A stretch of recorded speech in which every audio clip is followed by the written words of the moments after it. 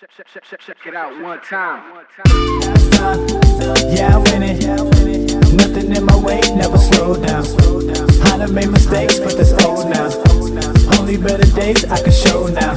Now it's time. Yeah, I'm winning. Waiting on this day for a long time. They congratulate for the show now. Nothing in my way, only welcome to the winner circle.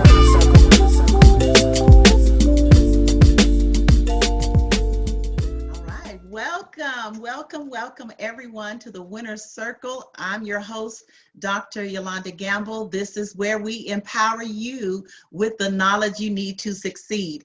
This is a wonderful, powerful, great, amazing day. This is the day the Lord has made. And the Bible says, let us rejoice and be glad in this day. So I'm really happy to be alive and well, and then to have such wonderful panel guests. We have been talking about mental health in the Black community, and I do have another guest that is coming in. So I will go ahead and admit them, let them come on in and join us on this Zoom. Oh, there is Dominique. Hi, Dominique. Hi, how are you? Yes, good to see you. Welcome to the Winner's Circle. We certainly thank you for joining us on today, every one of you that have joined us on Facebook Live. We will be with you for about 2 hours as we continue the discussion again on mental health in the Black community. And we're going to focus today on mental health and relationships. Wow, so this is going to be just absolutely wonderful discussion on today. This is going to be our final session on this subject. And so you don't want to miss anything, because there's so much that we're going to capitalize on and then bring to a close this topic. And I want you to, those of you that are listening, those of you that are watching, I want you to go back into our archives of the YouTube channel with under Dr. Yolanda Gamble on YouTube, and there you will see our first, second, and third session on mental health in the Black community. So please do not miss the opportunity to listen in on all of our topics and what we have been discussing. Vital information, especially during this time. During this pandemic, many people have been challenged with their mental health because the pandemic came on us suddenly. Many of us were not prepared for it. And so change always causes some sort of adjustments, and not only financially and not only for your family, but also mentally and emotionally. So I want to encourage every one of you on today. And so as I jump right on in, you will see 3 beautiful women, powerful women, professional women who have joined me in the Winner's Circle. I tell you, they have brought to us information that is priceless. I mean, this information you would have to pay hundreds of dollars for. You would be sitting in counseling sessions, multiple counseling sessions, just to get this information that you've been getting. And because the Winner's Circle is a nonprofit community service broadcast, they have committed themselves to give it to you free of charge on this broadcast. Now, I'm going to tell you that you want to treasure this. You want to go back and you want to get it. But now, it doesn't mean that they've given you everything, because there are certain times where you need to sit down with someone, you need to talk with them, you need to call them, however level of dialogue that you can get in so that you can get the personal care. So they've been giving you general information, but then also some very intimate information to help you to deal with the times that we're dealing with. So I want to appreciate these powerful women. I want to thank you for your dedication. Thank you for your time that you have spent with me during these past few Sundays. Thank you so very much. I'm just elated. I'm totally elated to have had you on this broadcast. I want to go ahead and jump right on in. I'm going to introduce Miss Dominique Hardy, and I'm also going to ask our ladies to chime in on some of the areas, I don't want to say topic, but areas that I'm going to highlight in your bio, because I want the people to really know who you are and what you're doing in the community. So you can give a little 1 or 2 minute highlight to kind of elaborate a little bit more so that we can understand what you're doing. Dominique Hardy has a heart for justice in both the areas of mental health and race relations. One of her deepest desires is to see people overcome the most daunting obstacles to engaging in positive mental health. Because of her own lived experiences, she is committed to creating mental health platform. Dominique, you also are a graduate. We know that you're a graduate of North Carolina Central University, and there she successfully completed a meta-analysis on defending why mental health education should be a required part of academic curriculums across the United States. Say hello to everyone, and please give us a little capulation on what does that mean? What does that mean that you would like to bring this curriculum across the United States? Good afternoon, everyone, and thank you again, Dr. Gamble. We honor you for your service to the community and the world. And so, yes, so basically at the time, this was about in the end of 2017, but I was writing it between 2014 to 17. And basically I had to defend, a meta-analysis is basically a compilation of scholarly literature reviewed articles where people who have already done research in the area, and I combine those and basically critique or summarize what was stated. And so it is my belief that just like sex ed is a required part of most curriculums in the United States, mental health education needs to be as well. Currently it is not. Okay, thank you. And currently it is not. And so also it is important to know that 75% of all mental illnesses have climaxed by the age of between 16 and 24 years old. And so that is the reason why I chose that particular age range. So it is my hope in the future, probably in some kind of political platform, to bring reformation for mental health specifically within the educational system in that regards. That is absolutely fantastic. And I really, really want our audience to know, as these women are giving you more information about their organizations, that you be sure to contact them. Should there be any sort of information that you need, they're going to be able to have that. Now later on offer that. Later on in the broadcast, I'm going to bring back where they're going to give you their contact information. So stay with us, because we want to make sure you have everything that you need, being that this is the final broadcast on mental health in the Black community. Thank you so much. And we certainly do appreciate it. And I agree, I am with you 100%. It should be a curriculum, no doubt about it. Miss Carmen White-Janak, and that is with a J. Don't y'all forget that. I've been knowing her for years, and sometimes I mess it up with a Y, but it is a J. Carmen White-Janak is a leader and facilitator in the diversity, inclusion, and equity field across diverse, multicultural, and multi-ethnic ecosystems.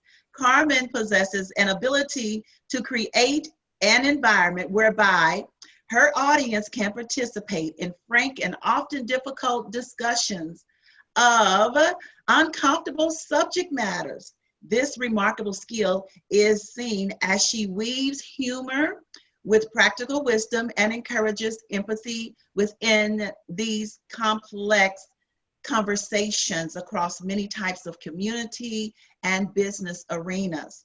Carmen is campaigning a cause around Black and African American mental and emotional health awareness and literacy called My Black Mental Health Matters campaign. Will you say hello to everyone, and please elaborate a little bit more about this campaign? Hello, everyone. First, I would like to say that it has been my honor, my privilege, and my pleasure to share this platform with such incomparable and brilliant Black women. It has been amazing and this is our 4th week. So let me get into it because you asked me about the campaign. So yes, I started this campaign back around the end of June, top of July, around My Black Mental Health Matters, on the heels of the assassination, because that's what I call it, the assassination of George Floyd, inclusive of all of the other hashtags, Breonna Taylor, Ahmaud Arbery, and on, Tamir Rice, on and on and on. But I wanted to really put a lens on the fact that it's not just our Black lives. What is inclusive of our lives is also our mental health. And because we have not had enough emphasis on it, I wanted to bring it to the forefront, begin talking about it, raise the mental health literacy in my own. I love playing in my own backyard first, but in Oklahoma and in Tulsa, and so where I live. And so I wanted to raise the mental health literacy specifically around Black and African Americans, because, and now that we're inside of this pandemic, it is the Black and brown community that has been hit disproportionately to the majority community with not only mental health challenges, but also the deaths as well as the infections of this COVID-19 leading to the coronavirus. So we've been hit very hard, and so it's been really important for me to lift this up and to take on this challenge and to say yes to this particular mantle at this point in my life. And so it's been encouraging. And as we get into it later, I'll tell you how you can actually be a part of the campaign. Yes, and thank you so very much. There are several other people who are joining us, and we certainly do appreciate those of you who want to come in. I just have to ask you to mute your video and your mic, and then that way only the panel is speaking to you. But you're welcome. You're welcome. Thank you so much, Cheryl, for joining us, and for everyone else that will be coming in on this panel. I'm excited about what's happening and what you all are doing. And Carmen, your campaign is big. I mean, you've been on television, national television. It's just been amazing how it's growing so quickly. And so that's wonderful. But don't forget, I want a t-shirt, okay? I want my t-shirt. Don't forget. All right, we have Miss Charity Northan with us once again. So happy to have you. She is a native of the Eastern Shore of Virginia. I love that area. I've been there many a times. She earned a Bachelor of Arts degree in psychology from Hampton University, a Master's of Science degree in psychology from University of Phoenix, and a Master of Arts degree in clinical mental health counseling from Agassiz University. Chastity is another friend of mine, but Charity. Charity is a licensed counselor within her state. Charity has authored several books, including I Am Tamar, The Spiritual Warfare of Love and Relationships. Also, God's Glory is Coming Back, and several mental health training manuals. And I want to hear more about those books in just a minute, but I also want you to know that Charity founded Faith Solutions to Mental Health and has grown to service thousands around the United States and the world. Welcome, Charity. Come on in and say hello. Hello, everyone. Such a pleasure to be here again. As Miss Carmen said, these last sessions have been such a blessing to me personally, as well as, just giving the information has been a blessing. So it's just awesome. Thank you. Thank you so much. Tell us about one of the books that you have. I know you were saying, it says here in your bio that you also have written several mental health training manuals. So how is that going, and where are they distributed?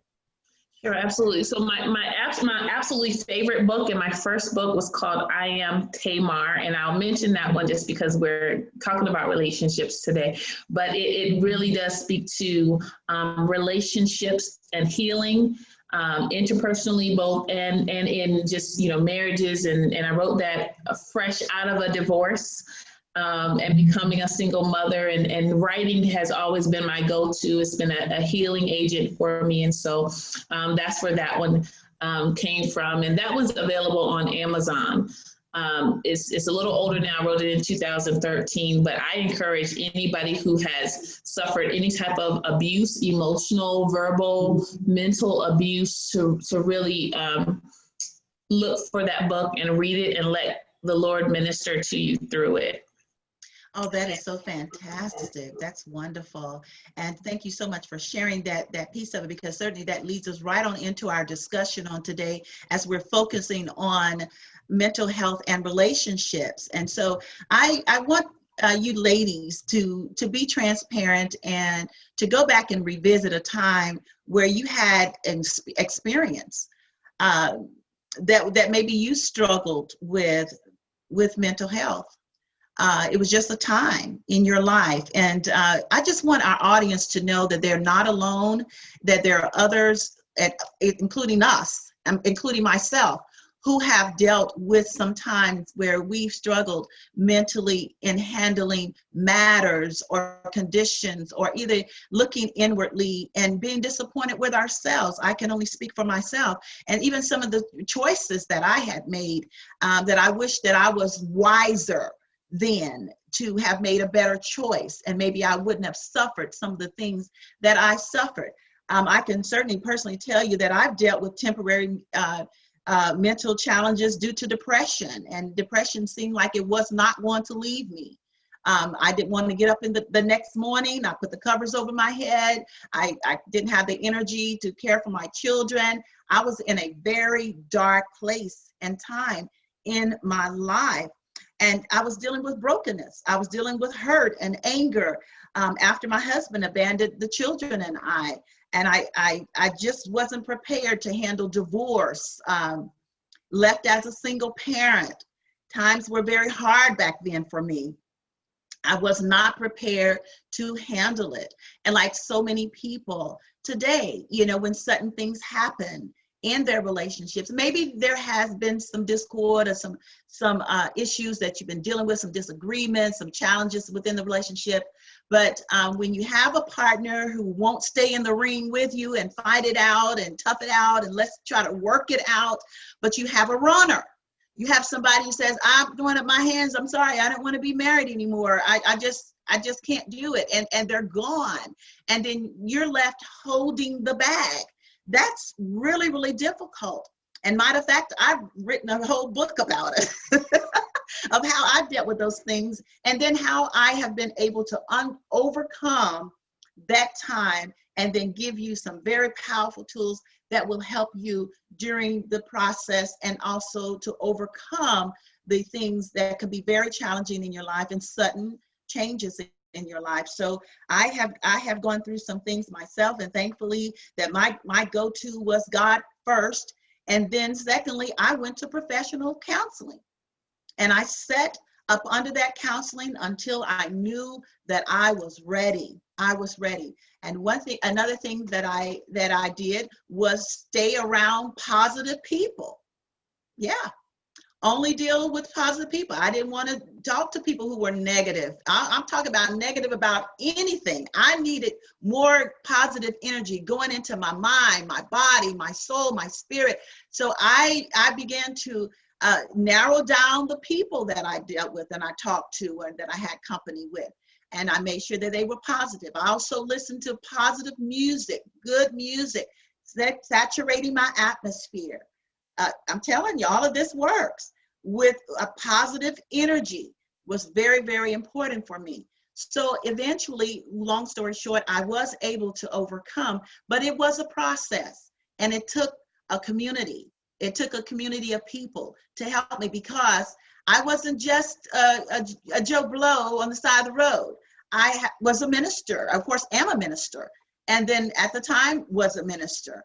And working evangelistically. At the time, my husband and I had a church, people that we pastored, growing church, successful at the time.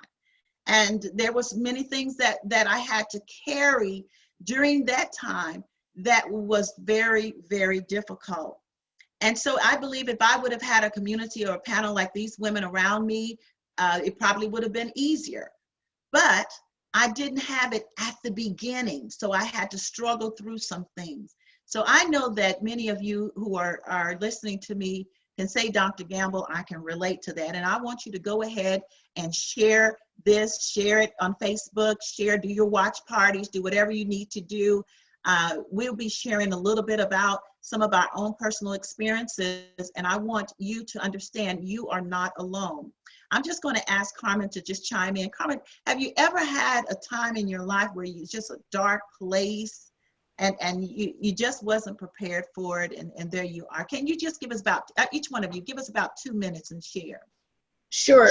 Literally just yesterday, our second child called and was talking to me about their birth.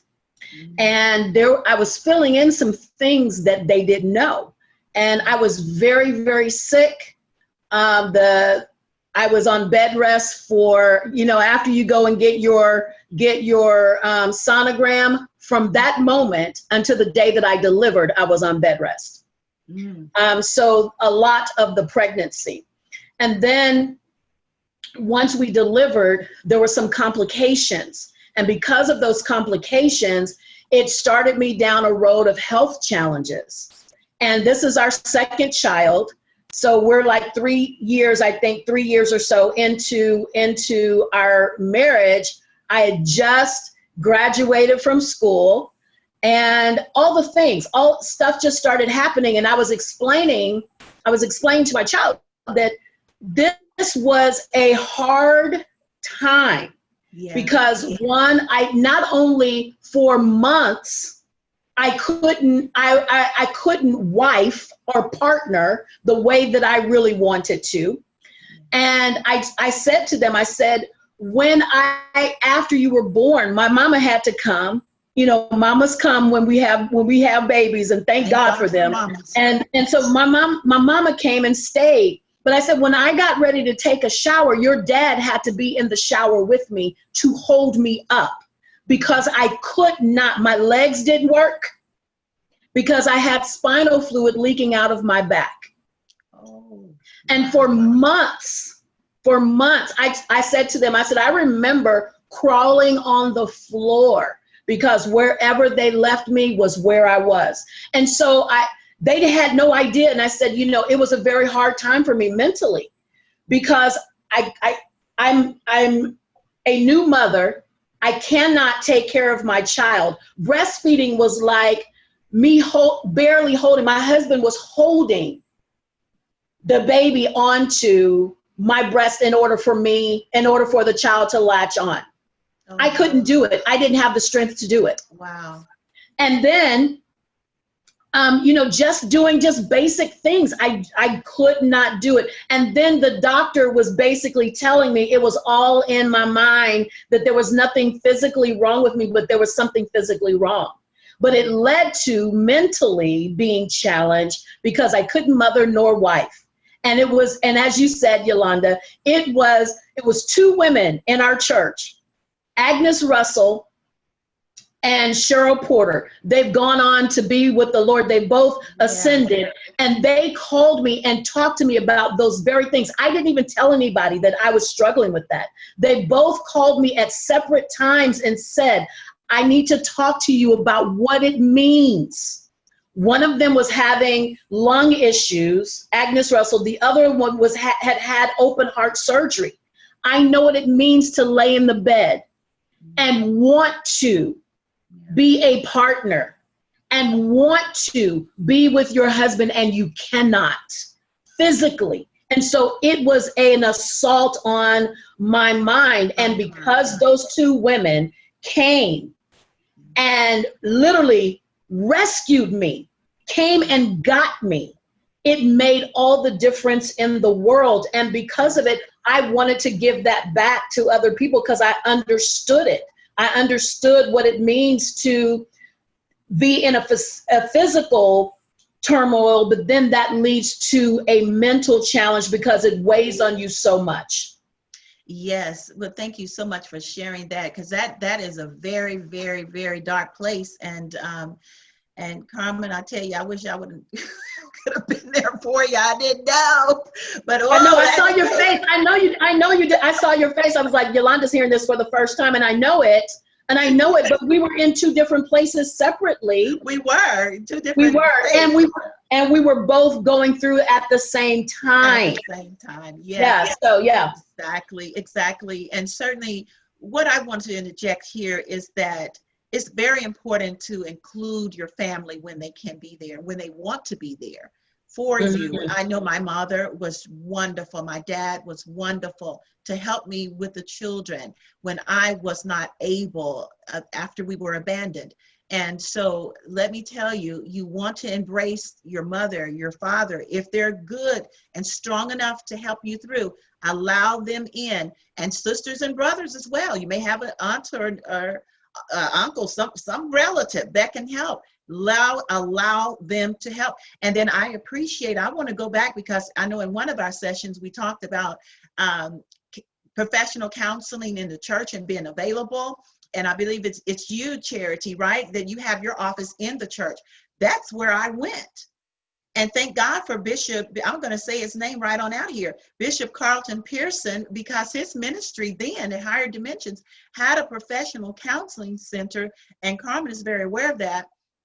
And that's where I went and received my help, because they understood how to counsel people who were in the faith community. And so I appreciate the fact that we had, Carmen, I can see that you did as well, had a plethora of people around us that was strong and full of wisdom. So I want to go ahead and get on over here to you, Charity. Have you ever had any of those dark times in your life? Just give us a couple of minutes with that. Oh my goodness. Well, what comes to mind, I believe, was a transition year for me. And when I say transitioning from just being Charity to saying, okay, God, I know you have a plan for my life, and my life is not my own. But 2011 was the year that in March, 2010, my ex-husband announced to me 3 days after we bought our brand new house that he was going to be leaving. And he told me the date, and it was 20 days later. And so for 20 days, I begged him to stay. And he left, and, I moved forward with getting a divorce and all of that stuff. And so we divorced in March of 2011. And October of 2011, my mother came to visit me, and she had been diagnosed with cancer. Wow. And came to visit me, and 30 days after that, she died while visiting me. And so, going through a divorce and then losing my support system. Yes. All in a 6-7 month time frame was horrible for me. And so, when someone is dying, and I was in school at the time and doing an internship and just really busy, had 2 small babies still in diapers, and, and I have a brother who has autism, and I was raising him. And so all this stuff was going on that I was going through the motions. I wasn't even detached. I wasn't even attached to myself to even feel anything, to be honest. But after we buried her and everybody went their separate ways and all I had was myself, I went through a crisis. And it was a crisis of depression. And I'll be honest, it was a crisis where I had suicidal thoughts. And I knew it was the enemy speaking to me to say, end it. You have no one cares. And the pride in me, I'll be honest, I had so much pride that I didn't want to ask for help. Wow. And so there I was in this big, beautiful home by myself. And I was tormented. Yes. And it was in that moment, and I'm not gonna, give this illusion like, things are better immediately. But in that moment, I just had to call out to God. I said, Lord, if you allow me to make it until the next day, like down to that point, like I don't even know if I'm gonna make it to the next day, because I was in such a dark place. And in my living room that night, deliverance took place for me. Deliverance happened for me. Now, deliverance, I believe deliverance and healing can be two separate things. I was delivered, but I still had to heal. I still had to heal. And so I did go through that process, and it did take time. And like I mentioned earlier, I did write a book, but yes, there was a time in my life that time was so dark for me, but I thank God that he brought me through it. And it's a testimony. I do believe that it's why I can really minister to women who are in a dark place, single parents, single mothers, and then those who are grieving their loved ones, because my mother was my rock. She was my best friend. But I'll say this, I remember 2 weeks before she died, I was driving in the car, and she looked at me and she said, Charity, you are so strong. And she was so weak at the time. But I looked at her and I said, and I called her Mommy. I said, Mommy, I don't feel that way. Why is all of this happening to me? And she said, but baby, you are so strong. So strong. And that rings in my spirit from time to time when I feel like I'm weak and because we still go through it, Of course. It rings in my heart that those words that she said to me. Oh, that is such a powerful testimony. And, and I know that we're going to get to this point, but that we've learned a lot of lessons from all of these experiences. And we can look back and say, wow, I wouldn't do that again. Oh, I wouldn't say that again. I wouldn't go there anymore. I wouldn't live that way anymore. I wouldn't have that type of company anymore. All sorts of different things go through your mind. Dominique, would you share? I mean, your bio pretty much tells us that you had a time in your life that you were challenged mentally and emotionally. Will you share? Yes. Thank you all for your transparency. It's so key so that people know that they're not alone. I think back to a scripture in Job, I believe, that says something to the effect of, He knows the way that I take, and when He has tried me, I shall come out as pure gold. Well, from my lived experience, I could have sworn I was platinum. Gold so I'll start out with that. Now, she's kind of having a little bit of technical issues. Okay, can you hear me now? Okay. Can you hear me now? I think Dominique, you're having some technical issues and okay. your video is freezing. All right, now you're back with us. So I'm sorry, okay, Can you all hear me now? Okay, we hear you very well. It's just that your video started to freeze and we couldn't hear you well. Okay. Well, hopefully you heard the first part. I was just saying that about the scripture in Job. And I felt like, Lord, you said, that I shall come out as pure gold. I feel like platinum. And to be perfectly honest with you, since an early age, I have battled a depression. I have fought for my life. Mm-hmm. And I feel like for me, there are a lot of different things that I can say contributed and led up to certain things. I will say that sometimes, like we spoke about before, it's not always about just a big event happening. Sometimes, in my case, it was a lot of small things happening with no time to assess the damage. Yeah. And so I think that also, to add to that, there's a long, strong history of mental ill health within my immediate family line, within my close family line. Okay. And so I think that what happened was, when a lot of these traumas happened, it excavated something that was already there in terms of a chemical imbalance. Because it is important to point out before I share that all depression and stuff like that, some of it is what I call circumstantial. I'm sure Charity can say that there's a different word for it, but some of it is a chemical imbalance. So there are different types of depression. There's also seasonal depression, so forth and so on. So anyway, in my case, I feel like a lot of it was 100%, well, probably 90% a chemical imbalance, but it was offset by the different types of traumas that occurred. And what is odd is that generally when people hear my story, when they hear that I was diagnosed with cancer at 23, they automatically assume that that is what set me off, if you will, but it was not. That was not. Now certainly that didn't help anything, but that wasn't what did it for me. And so I think that it's important not to negate, as I've stated 3 times before, the things that you think, oh, okay, I'm fine, just brush it off and you move on. I remember that I was so numb and I was so cold. I had not cried. I actually lost my ability to cry. Actually, I remember being in counseling, and the lady was speaking to me, and for the first time, this was specifically a type of pastoral counseling, and I've also been in professional counseling for a series of years, and I feel like that counseling is really, really good, not just for reactive situations, but in my case, I now go because of proactivity. My name is Dominique, and I do believe in professional counseling, and I always will. And so we don't just have to look at it like, oh, something's wrong with me. You can say, no, this is proactive, because I know where I've been, and I want to make sure that I stay on a good trajectory. So anyway, you know, I think that during the time, I actually had a mental health breakdown, actually. And I think that during the time all of this happened was because so many small things kept happening. And whenever I came out of the cancer center, 4 weeks later, my father was diagnosed with stage 4 cancer. And things started just to spiral out of control, just out of control.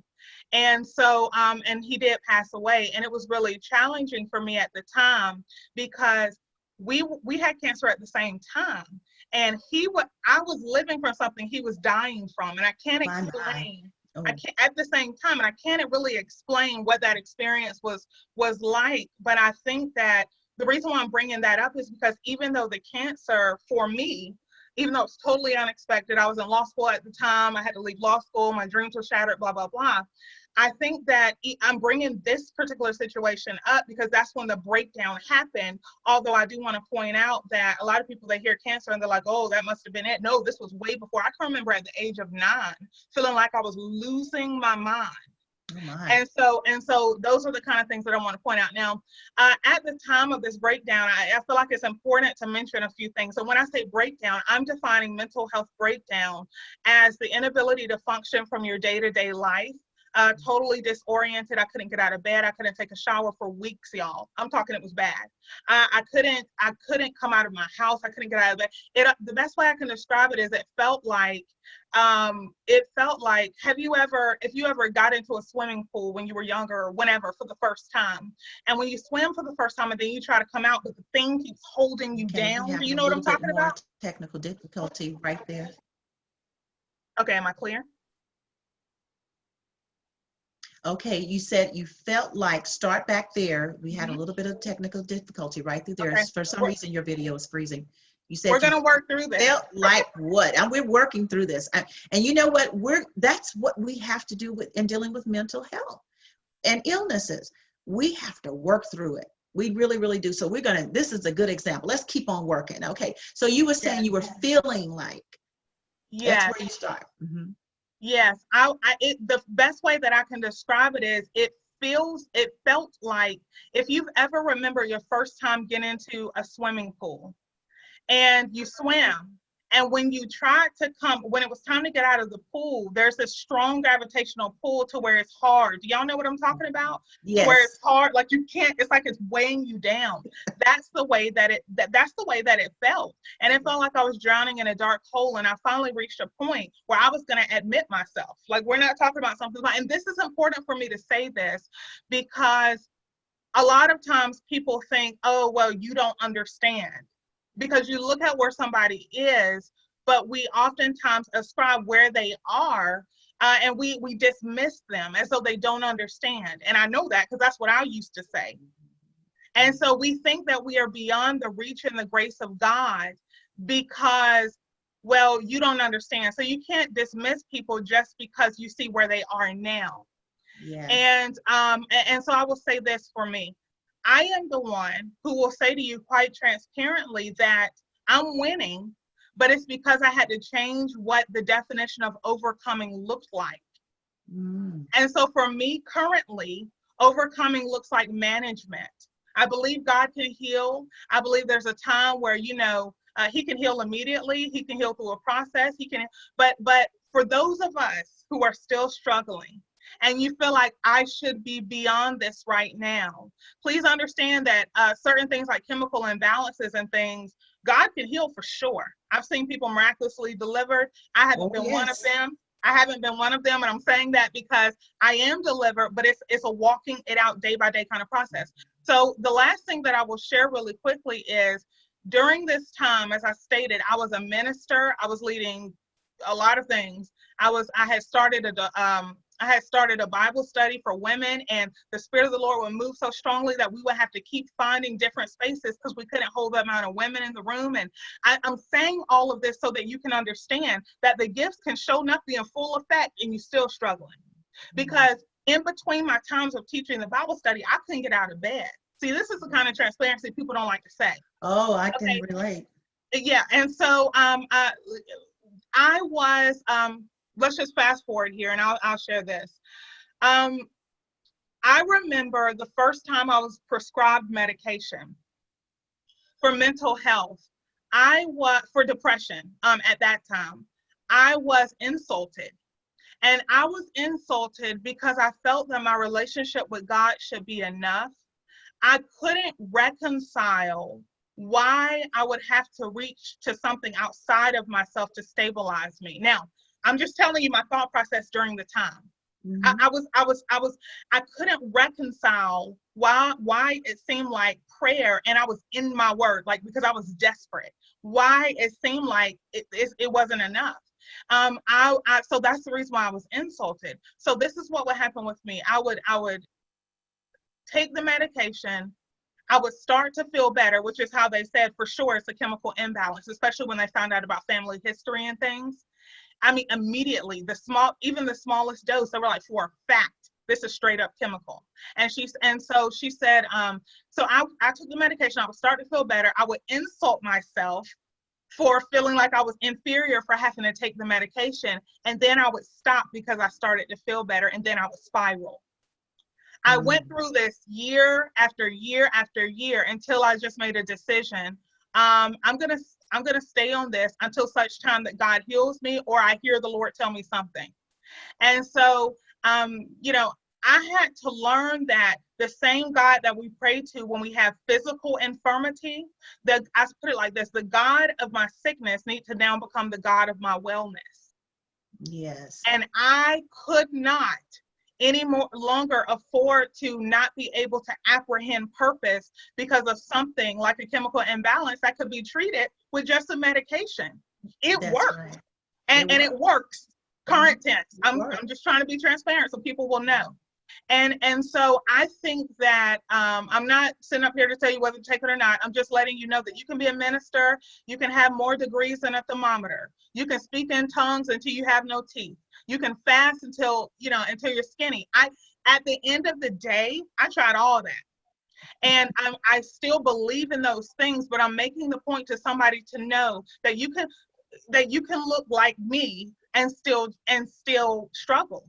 And sometimes people just automatically assume when they look at you that you haven't experienced this or this or this, or because of your age or whatever. And I'm letting you know that mental health has no way to look. These are people that look like me. So take a good long look, because it doesn't look like people just talking to themselves down the street.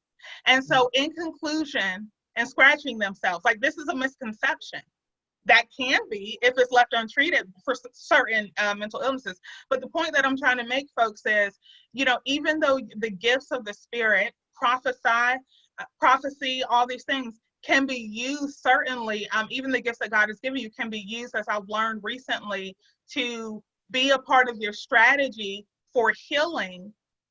Prophecy, people, it blew somebody's mind one day when I was sharing with them. I said, they said, they found out about my story. They said, how could you be struggling like this and you still prophesy accurately? I said, prophecy is a gift. All believers should prophesy, but also there's a gift of prophecy. And I say, I'll tell you this. I said, I could prophesy upside down in the middle of Antarctica. That has nothing to do with the mental health piece. And so the point of me sharing this Exactly. And the point of me sharing this is so that we don't assume that somebody's okay just because they can prophesy, just because they're mastered in their skill. And I'm not, but I'm just saying, whoever is, just because, you know, so I have to say that, and I have to show my face to say a mental ill health can look like this.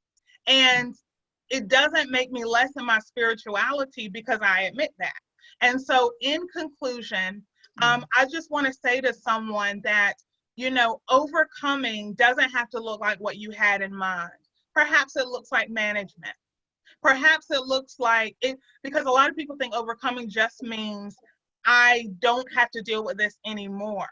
But what if it means it's in my presence and I'm able and I've learned how to supersede that thing so that I am the one who is deciding to take responsibility for where I am. And I heard this in conclusion. I feel like I said that 100 times. Okay, Dominique, yeah, I'm going to have to cut you off because I certainly want to be able to move on.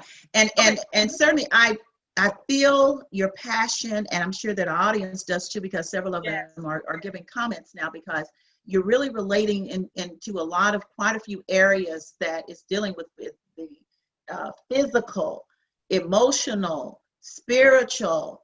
All of this is intertwined and interconnected, chemical, all of these things which you highlighted very well and articulated on very well.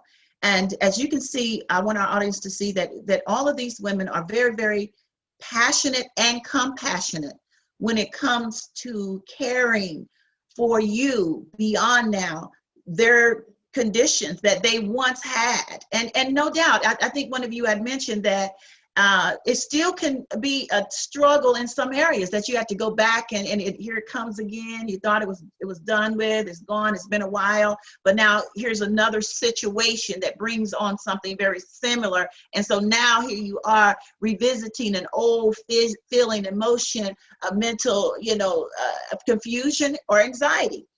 It can happen, and you can battle for your life. I think, Dominique, you said that you can battle for your life with everything that you have, because there are traits that we could be dealing with within our family line. Oh, this is such a wonderful topic that it's I can't say one. I don't want to say wonderful in one sense. I want to say it's wonderful. The other sense, I want to say it's challenging to talk about. But it's a good thing that we are talking about it, because so many people will not do it. They won't allow their platforms to be infected in their mind with something like this, because they see it as negative. And really, actually, it's being proactive. Yeah, I like that word that you used there, Dominique. It's being proactive. It's being, all right, I have this situation. Now I'm going to do something about it. Or, here are the resources. I can use them now, and you live a better life. So you all have done so wonderfully in just sharing your experiences. And I know that our audience are saying, wow, I'm so glad that somebody can relate to me and could connect with where I am. So now we're going to give you some solutions. We're going to talk about individuals. And I want to address that stress, depression, and anxiety are unfortunately part of the modern human condition. Global statistics show that an increasing amount of people are struggling with mental health issues. Thankfully, we're now talking more openly about these problems than ever before. Many of your jobs that you go to, the corporations that you are under, organizations are now talking about mental health, and they have special units now that are focusing, very strategically placed in the organization to assist people who may be dealing with mental health issues. I applaud those businesses today who have adopted it and who are doing it and have activated those programs. Thank you so very much, every one of you. Now, individuals, let's look at this, because we're talking now and focusing about mental health and relationships. How does stress impact our mental health? We have to deal with stress, ladies. How does stress really impact our mental health? And again, we know that stress, depression, anxiety, and all this have been, unfortunately, woven into our community. And I think that certainly it's been there since before this pandemic. I think the pandemic has possibly made it even worse. But let me ask you to answer that. Carmen, will you chime in on this? How does stress impact our mental health? First of all, let me just say that stress is, we have stressors that enhance what it is that we do. And then there are stressors that pull like the weight of gravity away from what we do and extract from what we do. And so stress is a part of being alive, period. However, when there is a mismanagement or it is out of sync and out of alignment, it can cause us to follow suit in terms of we get out of alignment. And so how stress can challenge us right now, stress can lead to eating disorders. It certainly can. Stress can lead to sleeping disorders. Stress can lead to, you've already mentioned anxiety, but heightened anxiety to the point that now we need intervention. So right now, especially in this pandemic, joblessness, high stressor. Yes. This Dominique talked about it, disease and health challenges, high stressors, being unhoused, homelessness, high stressor. Yes. And people in our country and really around the world, people are experiencing all of these things. Yes. Not one of those is enough, but all of them simultaneously. Yes. And it is infringing upon our typical way of living. Most people right now, especially those who are being, as we saw last week, most of the evictions being actually going through last week. So many people in this country became unhoused. Folks did not plan to be unhoused because they didn't plan to be without a job. Right, exactly. And all of those things work in concert. And then if you throw in a positive test, or you have to work, you're working and you are doing everything in your power not to bring this virus into your home, and it happens anyway. The weight of that responsibility on any one person is a lot. And also, to also bring in the relationships. We talked about this a few weeks ago. No one anticipated that we would all be at home. That's right. Everybody at home. Everybody. If it's couples at home, we're empty nesters, but we didn't anticipate that we would be at home together every day, all day. I was just saying to my girlfriend the other day, I was like, listen, sometimes I just got to go to the store because I just need. It's a good thing you all like one another, though. Listen, I love and I like this man, but listen, the girl is tired. Listen, go on somewhere now. So sometimes I have to go to the store or just walk outside. Honestly, just to have a change of scenery. And I know like right now, he's over at our son's apartment watching soccer. I can't tell you that I'm so glad. Thank the Lord. He got somewhere to go. We have to have space, but it's not just for me, but him as well. So and then if you're at home with children and all the things, the school system is people are going back to school and going back to school, distant learning. We weren't set up for this. Yes. These parents weren't set up for this. And I know Charity, because she has younger kids. She's not set up for this. And she's living in Phoenix, one of the hardest hit areas in this country. That's right. And it's hot there. Oh. And it's hot. Jesus. And it's hot. So all of those things, all of those are factors that work on the mind. That work on the mind and cause a multitude of issues for people internally. Yes, Internally. Carmen, you certainly covered every base there. And I just want the other two ladies to Absolutely. highlight, what are some of the things, solutions to that? What things can we do? Maybe fun things. I don't know. For me, my home has become a treadmill. I actually exercise from my front door to my back door of my home, and I go back and forth, back and forth, back and forth. I don't own a treadmill, so now you know.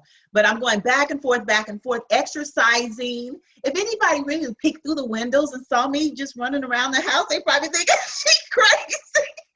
But that is a de-stressor for me. I can get out. I just get to walking and run. I got my little exercise hype music on, and I'm just doing my thing in here, and I'm all alone. I wasn't planning on being alone. I'm a social person. I like to socialize. I like to go out. I like to listen to some jazz or something. I want to be among people. I enjoy that. So none of us plan these type of things. So what are some of the things, Dominique, that we could do? Maybe name about 3 things that we can do to kind of help us with this stress. Yes, Carmen did a great job of just putting it in our face. So thank you for that. I will say just very briefly, I highlight what she said. There's no way to avoid it. So it's a futile effort to try to avoid stress. It's about management.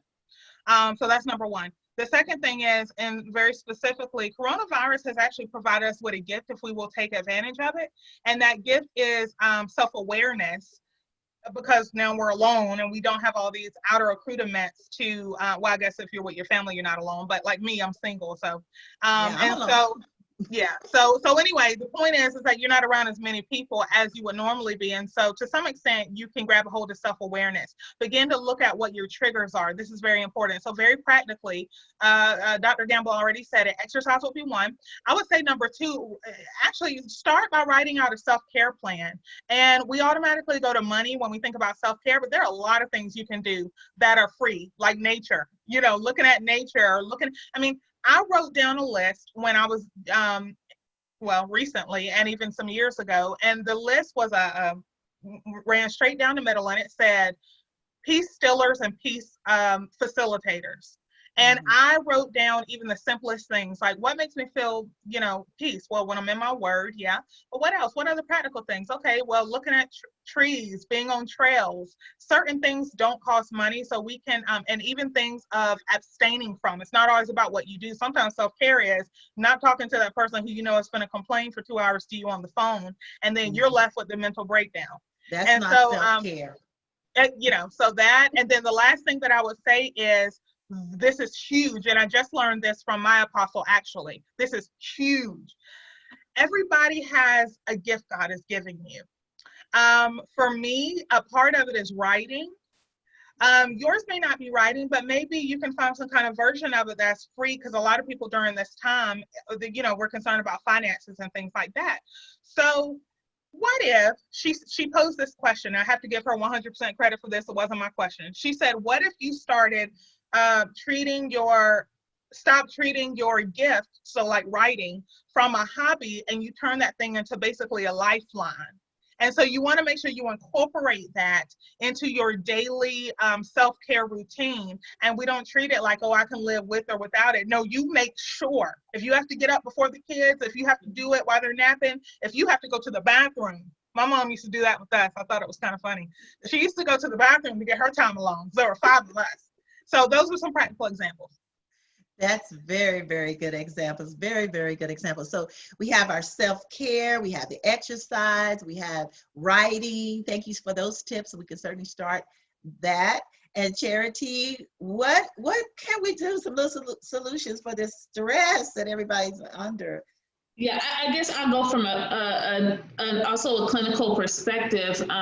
This is a good time to start counseling. Because we have the time. We have the time. Almost every therapist right now is doing virtual therapy, so you can do it from the comfort of your home. So this is a really good time, because what's happening, as we spoke about before, a lot of people who have been used to being busy and occupied and detached from their own thoughts and emotions are now having to confront them because we have time, you know. And so all those thoughts and all those traumas are coming back to us. And so being at home alone, we can be tormented, really. And so yes, this is a good time to start counseling. If you don't feel like doing individual counseling, do a group. There are so many things that you can do. This is a good time to take care of your health.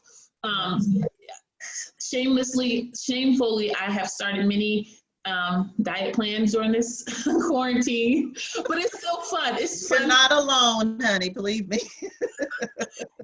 It's fun to try new things, but I will go back to say also make sure you go and get help, because there's a difference. There's stress, there's anxiety, and then there's panic. Yeah. There's stress, there's anxiety, and there's panic. So stress is more you're overwhelmed. You just have too much on your plate. And so let go of some of those things. I talk to clients about a burden versus a load. You know, if you're carrying a load, you need to let that go, especially someone else's load. Make sure you let that go. Anxiety is really based in fear. Anxiety keeps us in the past, the future, or the unknown. And so getting help will help you be able to be present, as the Bible says, run the race that is in front of you. With endurance. And then panic, if you're having, if you're having panic attacks where you're worried to leave the house now because of COVID-19, and this is beyond just your normal worry, but if you're more worried about life and death to an extent, to a point, to a serious place where you can't go and get your groceries, and you're really not able to take care of your activities of daily living, that may be based in panic. A lot of times panic is right up here in the throat, and usually a person that suffers with panic attacks, normally there has been something in their past that has threatened their life. They've experienced death of themselves, death of a loved one, or threat of death to themselves. So this is a good time to really explore, well, what's been going on with me all these years? I've not been able to confront it until now, because now I have the time to really focus on what's been going on. Wow, what good advice there. Certainly counseling, this is a wonderful thing. And there are free counseling opportunities within our community for anyone who cannot afford it. And there are many clinical psychiatrists who can very, very well, who are volunteering their time because they understand the times that we're living in, what's going on.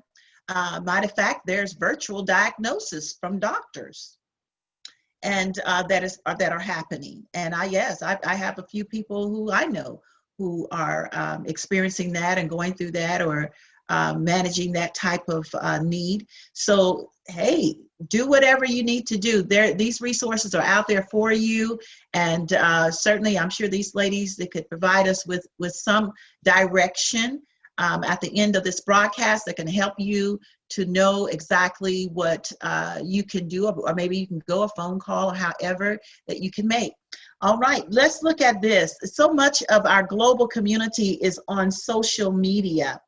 Our youth has experienced bullying, some leading to suicide.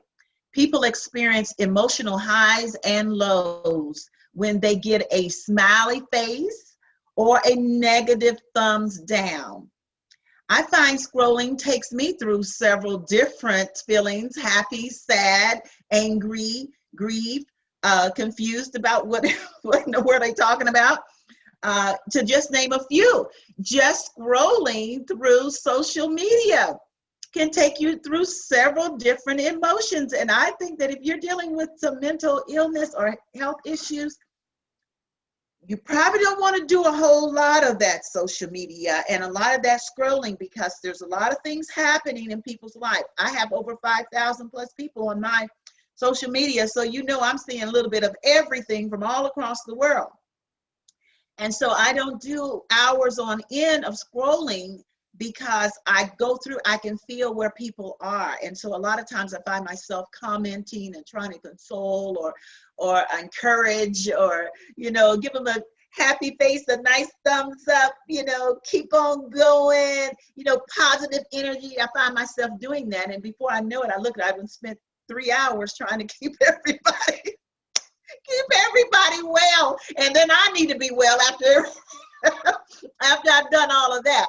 So, you know, I want to ask you, how is social media affecting our mental health positively? Because there are some positive things that do happen now, because I do feel a lot of joy and happiness when I see new babies born and people get married or engaged and then to be married, or, you know, just some good things are happening. Some positive messages are posted at times, and I feel really good about that. So there's some positive things.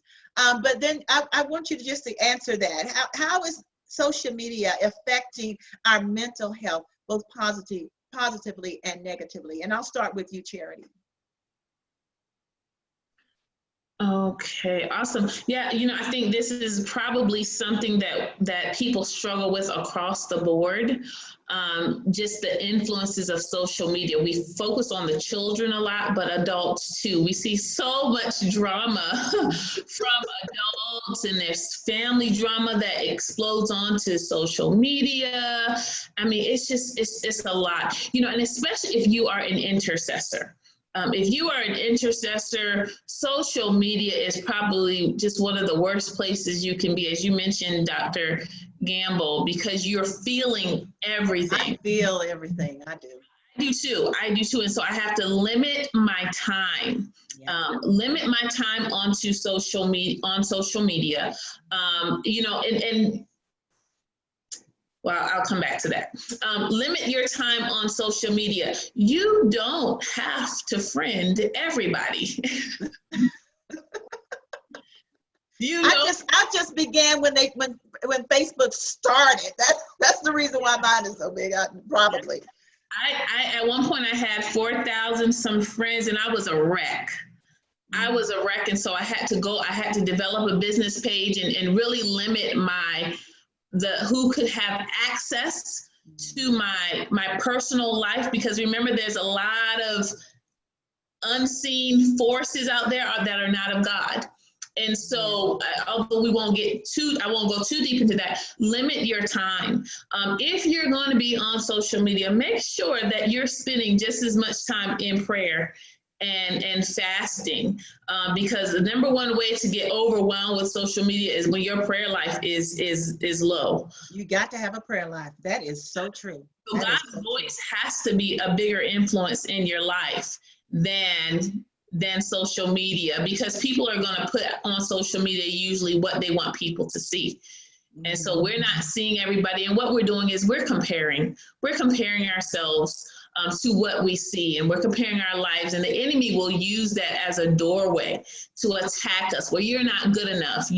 They're thinking this way about you, you know, all of these influences, and really it's the enemy. So that would be my suggestion, is really limit your time, and then also filter through who needs to be your friend on Facebook and who doesn't. You know, even as I believe, I don't know if you all are familiar or following Meghan Markle and her husband, the Prince, but one thing that she has taught us, I believe, is that you do not have to stay in an abusive situation in the name of being strong. Mm-hmm. That is so true. Well, hey, thank you so much. And the advice, don't forget, those of you that are listening in, is limit yourself on social media. I'm not a really heavy social media person, believe it or not. When I want a kind of a no-brainer, I'll scroll. Or either I need to post something or whatever, I'll do those type of things. But limiting is so very, very important, because like I said earlier, you could start to scroll, and before you know it, you're on there for 3 hours, you know, for all of these times. And then Charity said so well, is that when you're an intercessor or you're very spiritually inclined, prophetic, or however, you do pick up a lot that comes into your spirit and mind. and you want to give advice, or you want to give a word, or you want to encourage, or whatever may happen, a prayer, whatever, and then you can get lost in that. So be very careful not to do that. That's really good. Who else wants to chime in on this this social media? Raise your hand. Who else would want to chime in on that? Okay, Carmen wants to chime in. Go ahead. Yeah, I love it when I get a notice that tells me that my screen time is down. I love it when I get that notice that my screen time is down, because I know that I've done exactly what Charity has said. I've been monitoring my time on social media. But here, I've been using this as an example. Social media, you have to use, especially for all the reasons that Charity and Yolanda, that you have said just now. I use this example of double dutch.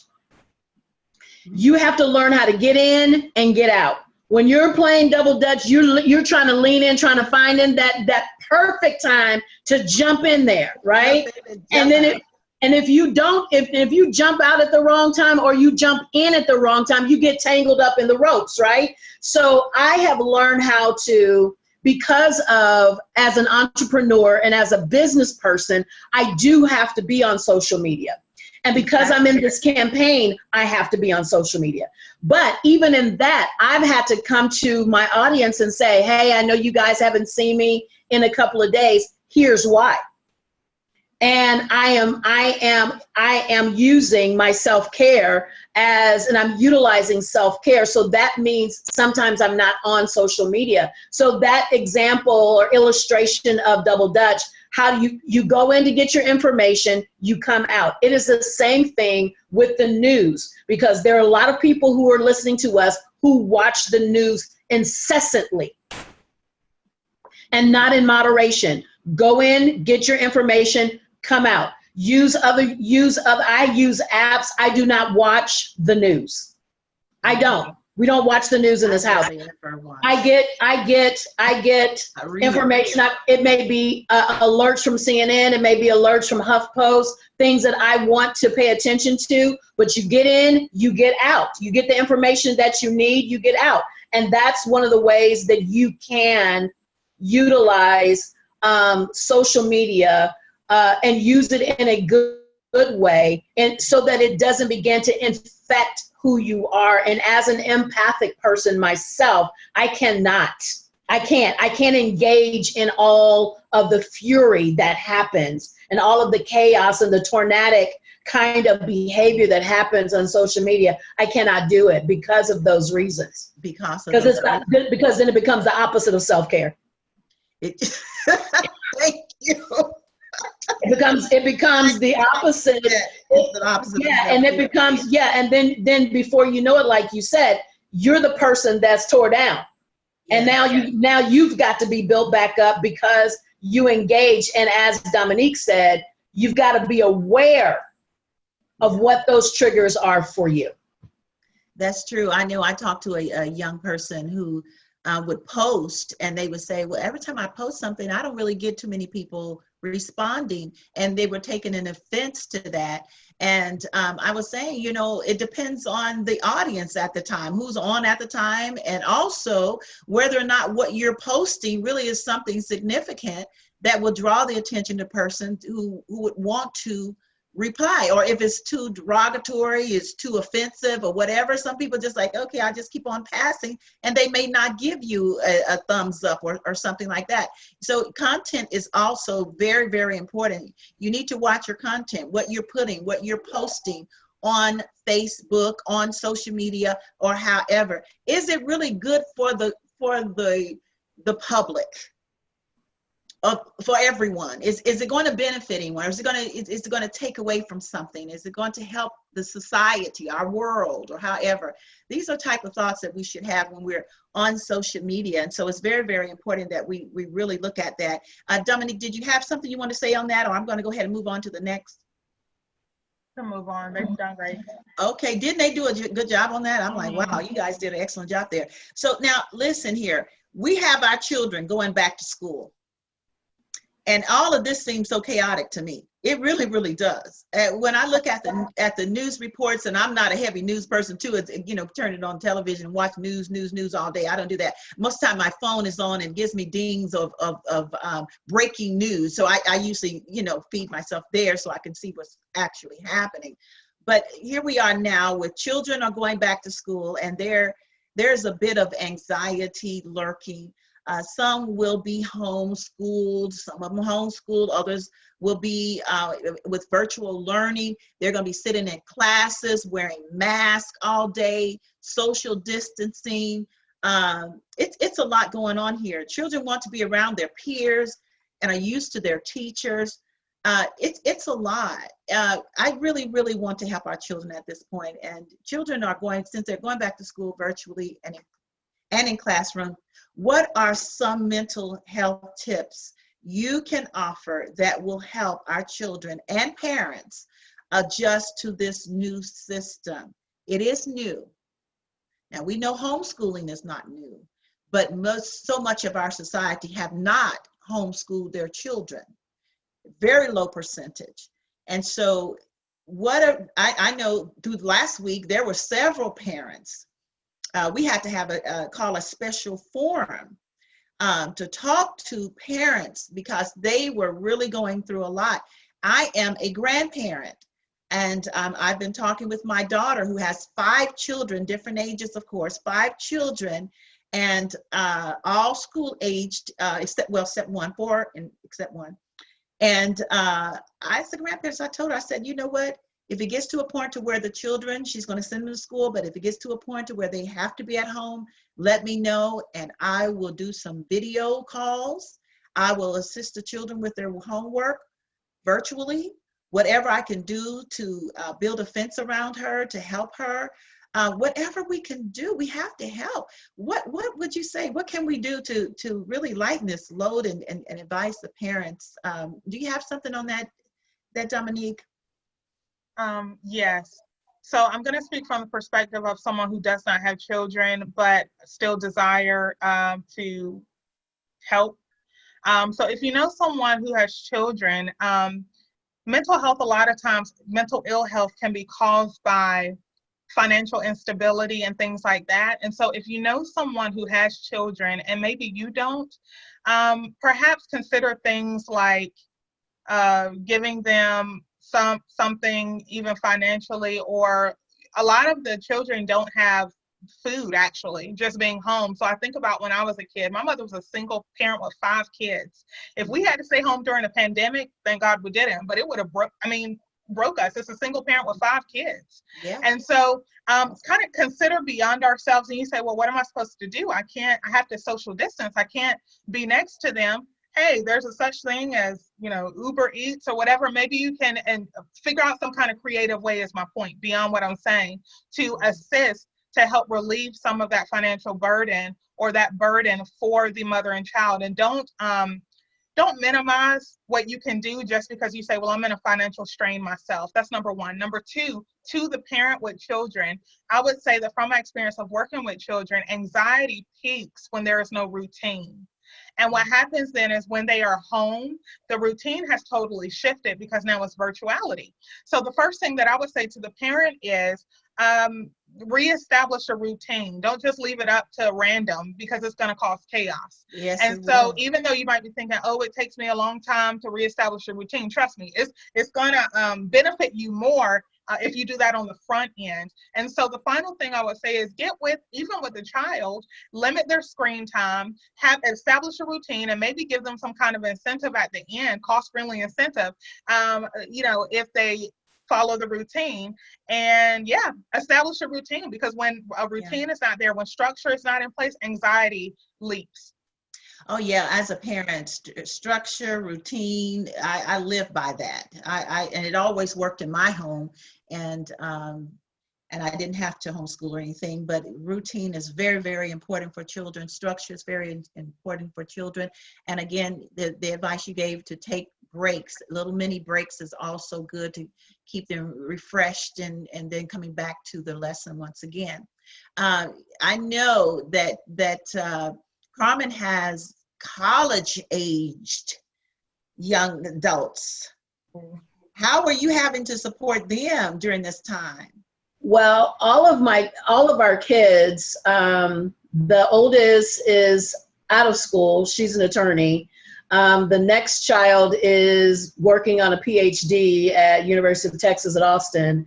And the boys, our oldest son has graduated from college, and our youngest one elected not to go back to school. Oh. And so I want to just interject. I'm very, very proud of my little babies.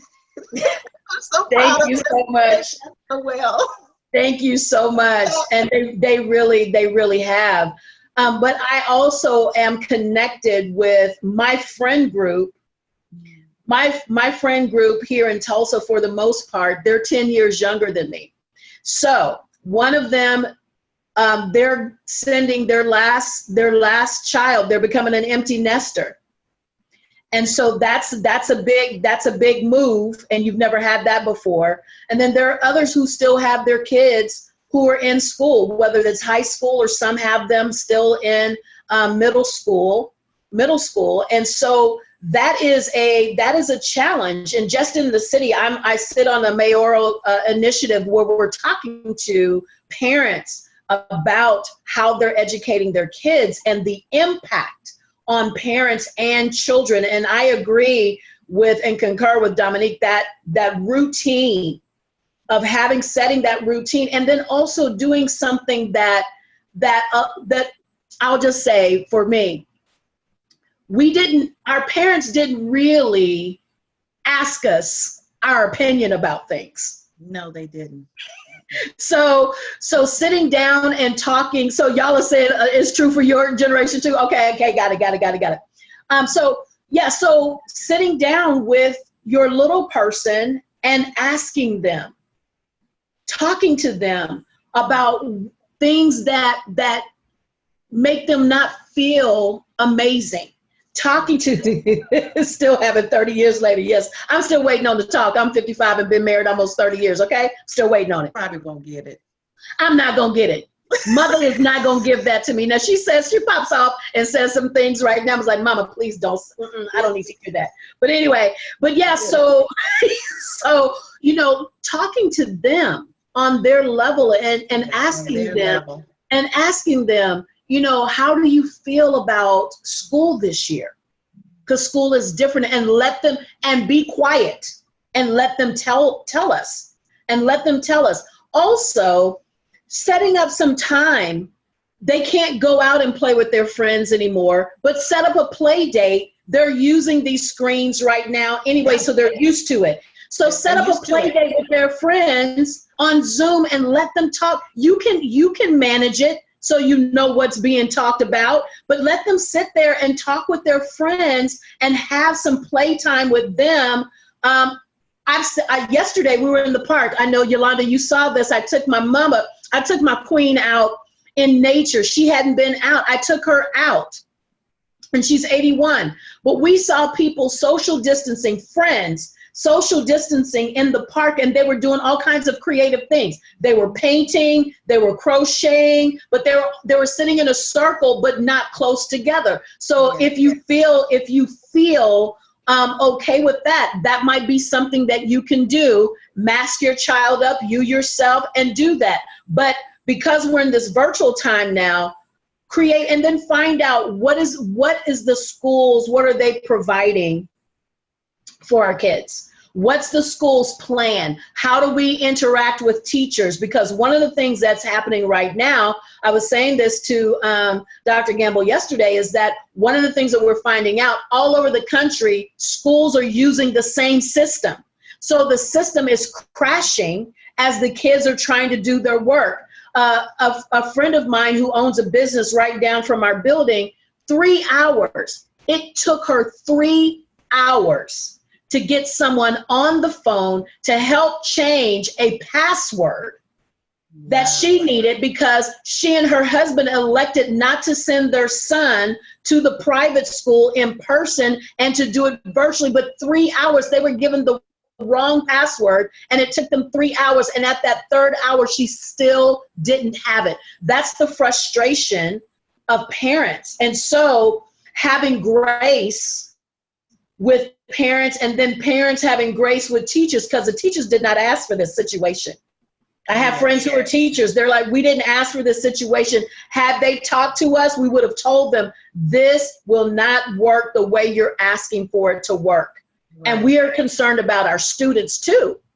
So, you know, and there's some teachers as well who are, I'm going to say this and then I'm going to, you know, we can pass it over to Charity, but I'm concerned about, and I don't think a lot of people think about this, but teachers whose health is compromised going back into the school system. Yeah. And yesterday, my heart went out to one of my mother's friends. I said, Mama, how old is this lady? She thought she had more time in to where she could retire, and she can't. Oh.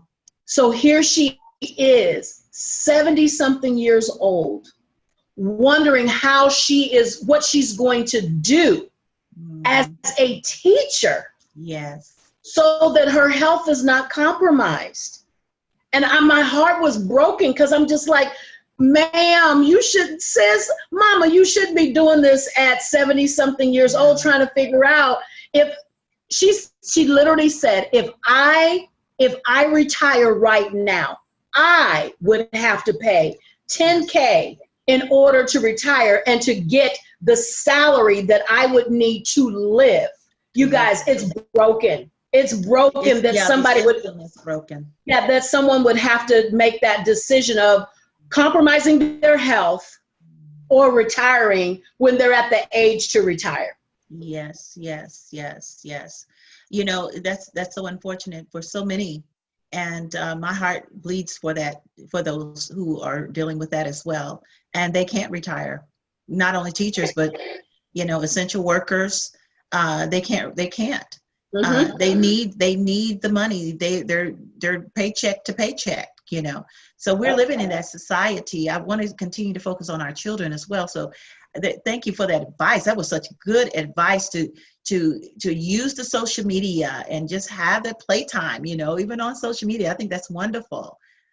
There's some cute little ideas. I have a Gigi's boot camp that I got to keep doing, like I read to the children and just do different things for them so that they can kind of take a little break. And it's only about 15 minutes, so they can take a little break. So there's different things that we can do. Charity, I know you're super mom. You have a 10 and 11-year-old, and I'm just taking a deep breath for you because I don't know how in the world you could do it. And, you know, wow. What's your plan? Can you just give us a 2-minute plan? Do you have one? And if you don't have one, it's okay. You know, we are here for you. We just got to build a fence around you, you know? Oh my goodness. You know, I agree with everything that Ms. Carmen and Dominique have said regarding routine and an outlet, because kids need an outlet. I will add to that, because yes, I'm a mommy, and I also am a therapist. So I'm seeing kids, I'm seeing young adults, I'm seeing college-age students who are really, really, really suffering. I just want you to know they are not okay, a lot of them. Not okay, wow. Because can you imagine, you know, stepping into adulthood like this? Like this. Well, what do I do? What am I going to do? And I can't imagine. So 2 things I want to mention. Open up the communication with your child about what's going on in our world. You know, we growing up, it was really like parents dealt with it. You stay in a child's place. Well, with social media going and everything happening now, kids are well aware of what's going on. And for parents, it's so important that we talk to them about, well, did you see this? How do you feel about that? What are the fears there? What are the anxieties there? And very importantly, it is so important that we be vulnerable with our children. And I'm not saying use them as your personal counselors. I'm not saying that, but it's okay as a mother, as a father, to say to your child, you know what, I'm worried too. I'm sad too about this. Because I'll tell you what, when we are vulnerable with them, at times it gives them permission to express themselves. But if we're like, you know, everything's okay, everything's fine, you know, we don't show any emotion, it tells them that this is not a safe place to express themselves.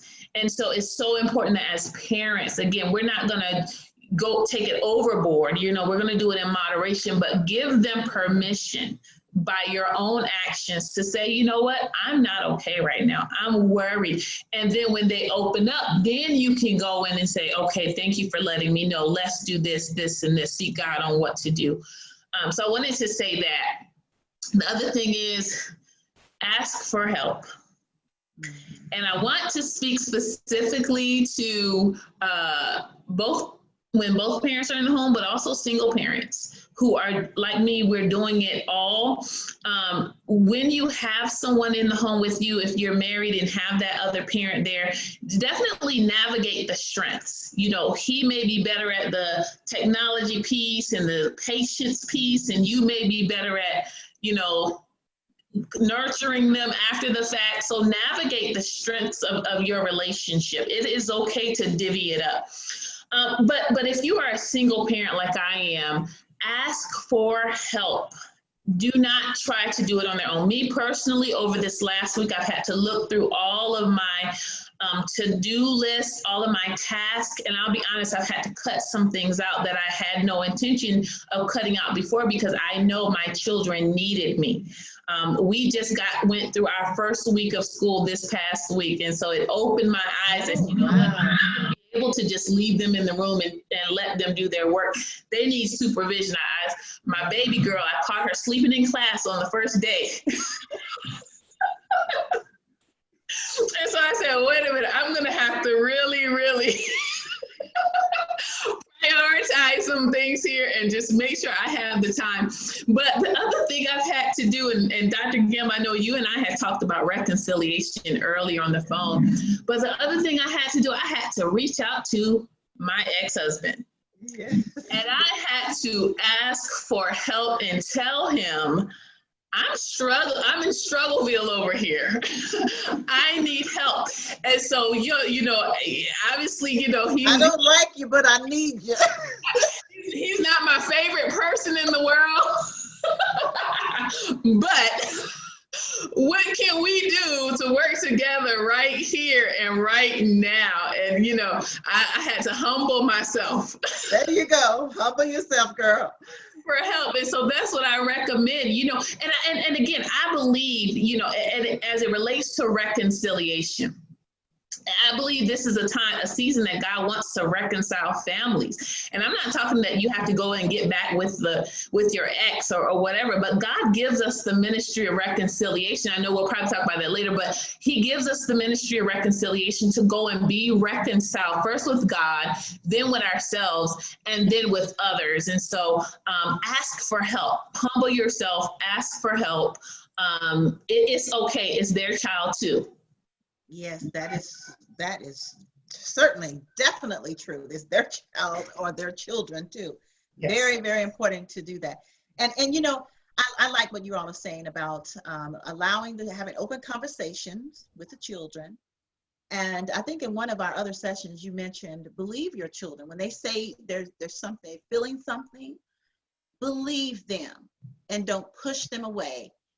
Because like Carmen and I came from that society, and some of you are saying now, your younger generation under us, that you kind of experienced it too, that, hey, whatever parents said, that was it, whatever. And we didn't have anything else to say about it, just go away. But it's not like that in this society that we're in now, this age and time that we're in. Our children need us to hear them. This is a different kind of generation with a different kind of nature. They really need us to hear them and believe them, and then help them to find the solutions that they need to overcome whatever it is. It may seem small to us, but it's big for them because they're living through it. So I think that's just wonderful. Thank you, ladies, for chiming in on that. And I prayerfully that has helped some of you that are listening today as you're preparing to go back to school. I tell you, I have been really, really interceding for those parents who have children and going back and trying to find every means that I most possibly can. I've been giving more donations out as you were, I think it might have been Dominique may have said, share your money. Yeah, that was Dominique. Share, you know, if you have finance or something that you can give to help someone along the way, do that. I've been doing the best I can, you know, and I certainly pray that this is not the platform, but for those of you that know of my ministry organization, Sure Ministries, please give donations, because we are really pouring out as much as we can. We just don't ask for donations on this platform because this is a community service. But there are many different nonprofits that are out there right now that are needing. This has really, really been a hard hit for nonprofits because we want to help our community, and we want to be there to offer food backpacks, supplies, dinner or lunch or whatever it may be to help these parents when they have children at home, so they don't get the free lunch. So that means parents have to go out and get food and make food and eat as healthy as they can. And so an organization like mine and many other organizations are doing what we can in the community to see that there's food in the households to keep these children focused and parents assisted. So don't forget your nonprofits. Those of you that are out there, don't forget your nonprofits. We certainly do need you. All right, let's move on. I want to talk about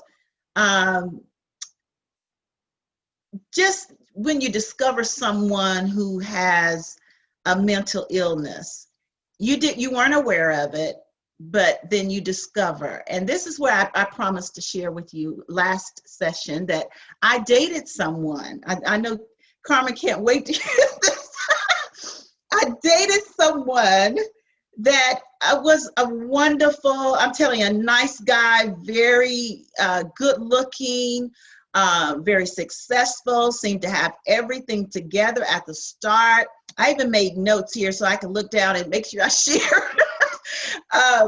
But each time that we went out having a good time, nothing was wrong with where we were going or what we were doing, there would be an emotional breakdown and behavioral shift.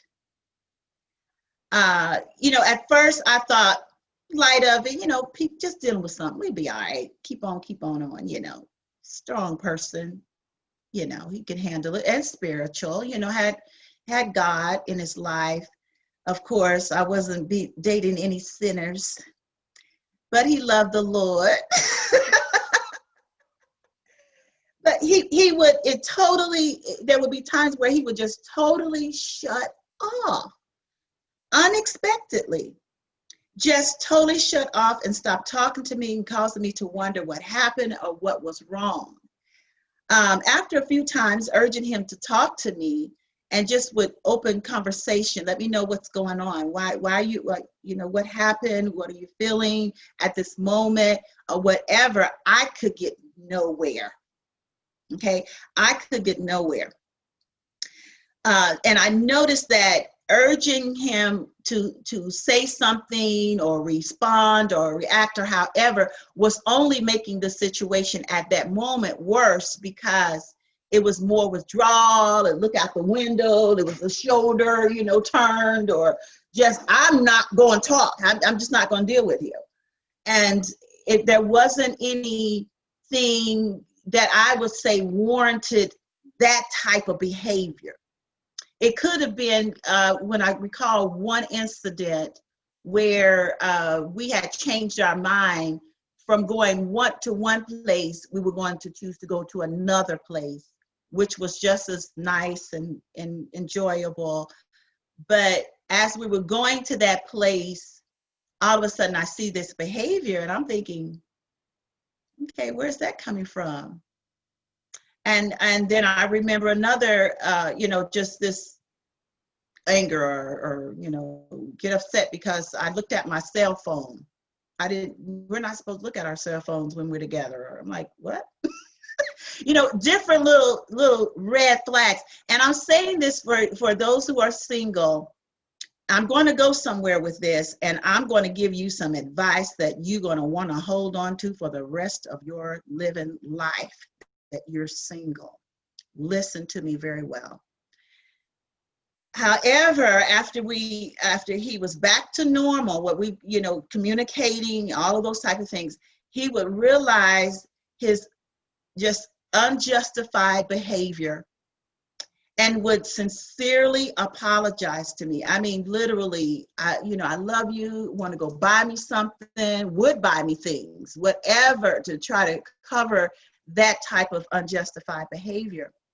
After a few more dates and times with him, and the same behavior kept occurring, I realized there is something seriously wrong here. And eventually we went our separate ways. Now, I'm going to say this, that when you're dating and you discover someone has a behavior that is frequent, what is some, y'all help me with some of the words. Well, that cycle, and I just put cycle, that. Yeah, that is the cycles. cycle. Yeah, and we can dialogue. Y'all can keep your mics off to help me through this. A cycle, then there is something wrong. If it happened one time, okay, and it never happened again, that's one thing. But if it's happening and it keeps happening and keeps happening, that's a red flag that that person has something going on. Especially when there's nothing that warranted that behavior to that much of a degree to where they don't want to say anything to you, but then they come back around once they feel like they're normal to apologize, I'm sorry, or either they're full of excuses, the reason why they did that doesn't even justify it at all. You cannot, listen to me very well, don't try to fix that person. Get out of the fix-it zone. I got an amen corner over there. Yes, ma'am. Get out of the fix-it zone. You will not be able to help them, because you must understand, if you do not have, like Charity has, a professional degree in dealing in psychiatry and dealing with people professionally, you could be doing more damage to them than really helping them. And even though your heart, you love them, you see all the potential, but they keep breaking down. Here's another red flag for those of you who are in the dating scene, who are single. If they are runners, you run. If every time you just having a conversation, y'all get maybe you have a difference of opinion or whatever. We're human, right? We're gonna have that. And then all of a sudden they're ready to pack up and go. That's a red flag, because they're going to do it every single time. You don't want to marry that person. You don't want to spend quality time of your life trying to work that out, because it won't work. There's something psychological going on in that person's mind when they can't reason together and come to a wise place of balance and conversation and talk and things like that. They cannot reason very well. Another red flag that there could be something wrong is when they want to play games all the time. I'm talking about, it's all about fun and games, there's never nothing serious, and you could have a serious conversation and mature, balanced conversation about life and children and work and all of that. But all they want to do is play, just want to have a good time. Oh, that's good. All right. One of my friends told me that they couldn't come on because they are in ATL. But those are things. There is something wrong when a grown man, I'm talking about in 30s, 40s, and 50s, and I'm really looking at the 50s because I'm 50 plus. And I ain't gonna tell y'all no more than that, but I am closer to 60 than I am 50.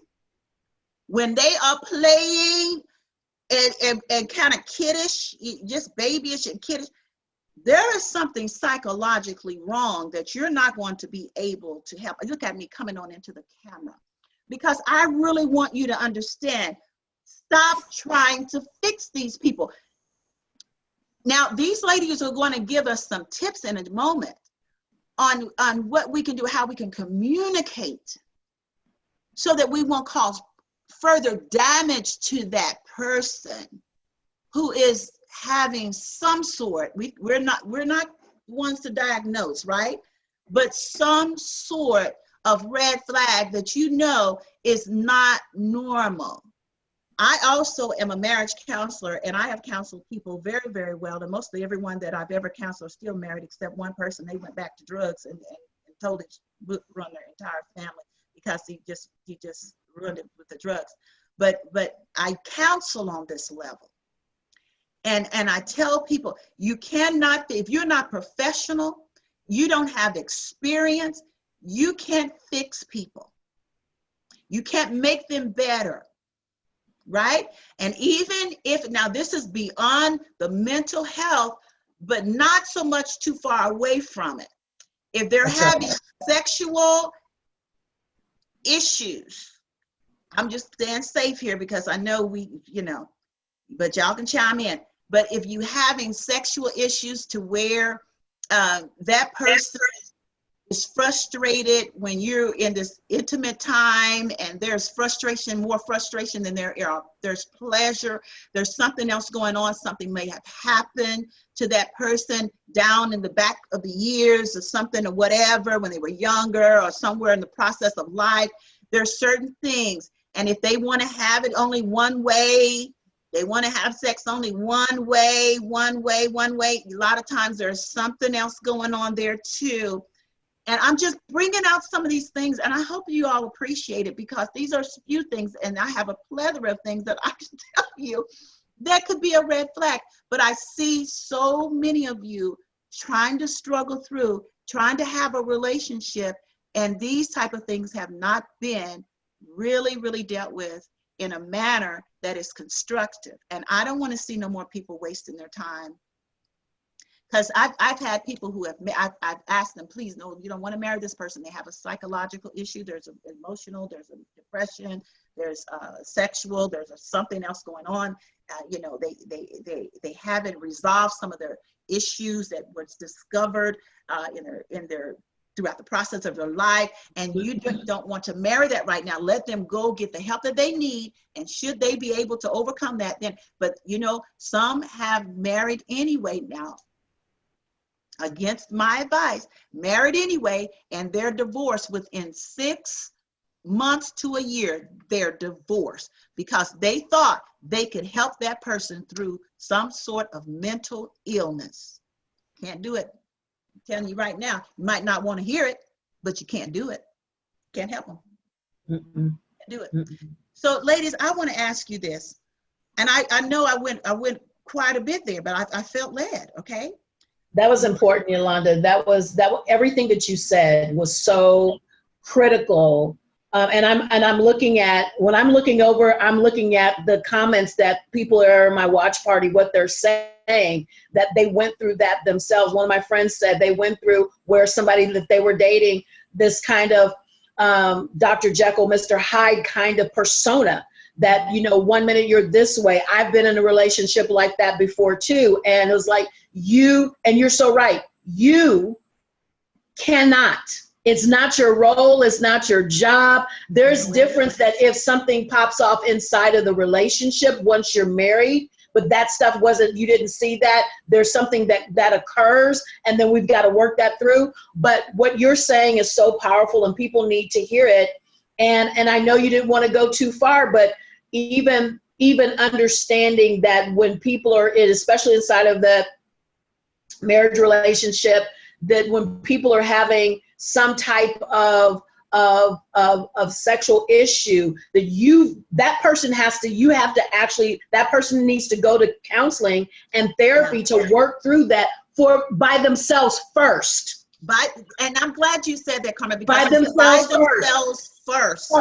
Then you come along as the partner, and then you all talk about it together with the therapist, but you can't be sitting there because they won't be vulnerable. Charity talked about vulnerability. It's not weakness. It is your power center. It is an epicenter of your power when you are able to give yourself permission to be vulnerable. So thank you so much for literally opening up yourself to be able to say, these are some of the things that I have dealt with, because so many people need to hear it.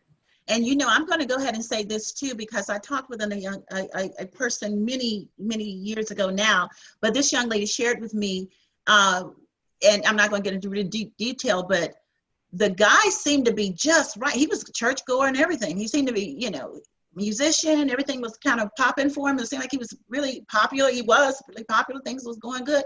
And now, this is a great guy. Will really work with me. My mom's a preacher. My dad's a preacher. This is going to work. Well, when they got into times together, and it might have gotten a little heated up intimately, his thing was biting. Oh, I mean, it was this, and I know some of y'all say, well, it might have been a little bit of freak thing going on, but no, it was a little bit more, because I had to help. When she opened up to me, I realized that this is something psychological for this person.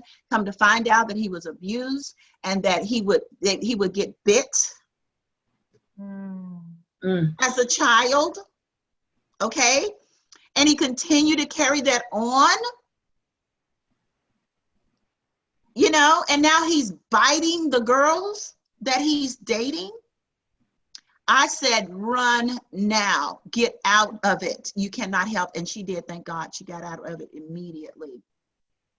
My thing was, okay, give me this young man's number. Let's see if we can get him some help, not leave him out there biting women, thank God, but really, really get him some help, because here he is, being reared, and no doubt his parents may not even have known that he had that problem, and it was running the women away.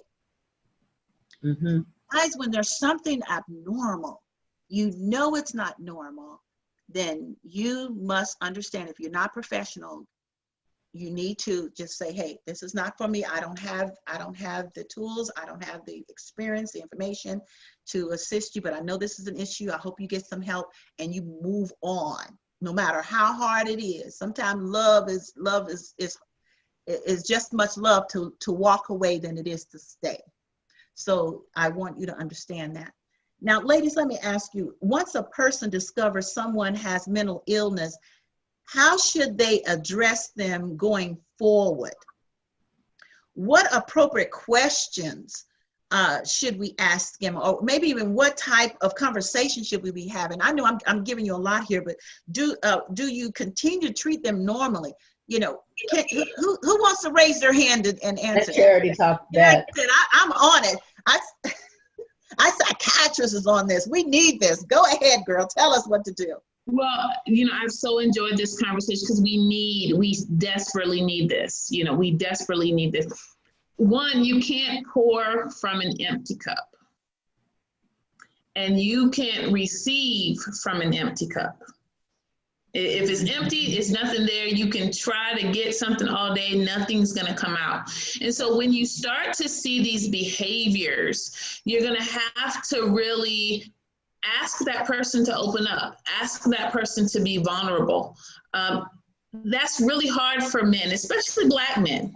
When that's not their culture. That's not our culture for men to be able to be vulnerable and be open. So I love the campaigns that are happening now, encouraging therapy for Black men. But we have a long way to go. Yes, we do. So when you start to notice things, what I would just be open and honest. I notice this, and this. This makes me feel this way. This is what I need to happen in order for me to move forward. So lay it down. Don't use the word you. So these are some communication tools that I like to give people. Don't use the word you. Own your feelings about the situation when you're talking to that person. I notice this, I feel this, and this is what I need moving forward. Try not to use the word you. Try not to use you. Okay. Because it may come across as an attack for that person. And then once you ask them to get help, then you kind of have to sit back and look. One of the principles that I give, and I learned this from my pastor, he said, you have three types of people.